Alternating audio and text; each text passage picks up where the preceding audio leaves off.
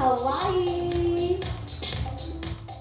来自全球各国佳丽身着禮服，臉上甜美笑容，邁着自信步伐，爭取評審青睞。這是世界美顏小姐在台南舉辦的賽事。世美總裁 Mila 表示，今年是選美比賽第15週年，很感謝台灣各界的支持，讓賽事連續2年都在台灣舉辦。Face of Beauty is founded in New Zealand 2011, registered 2012 internationally. And today it's our 15th anniversary as well to register around the world. And thank you for your support. And you are already hosted 4 times. We started in Thailand, then we come to Taiwan, then we come to Mongolia, then China.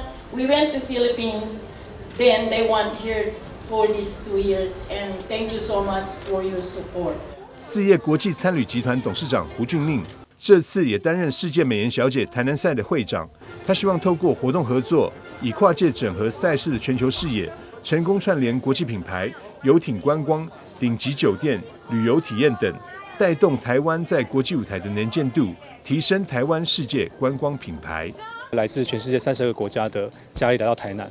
因為象徵台南的海洋跟整個文化歷史，因為台南是台南最古老城市，有400多年的歷史。然後我覺得這一次是非常具有歷史的一刻，是因為讓台灣被看見，那讓台南被更多世界的很多的人所看見。代表台灣出賽的陳詩雅表示，各國佳麗在台灣各地感受到滿滿的熱情，不管去哪都受到很大的歡迎。她也很開心可以透過比賽，將台灣的文化分享到全球各地。這次非常榮幸有機會可以代表台灣參加我們的國際比賽。那這一次呢，我們有超過30個國家一同競賽，那也很開心可以認識到來自世界各地的佳麗，大家都非常的友善。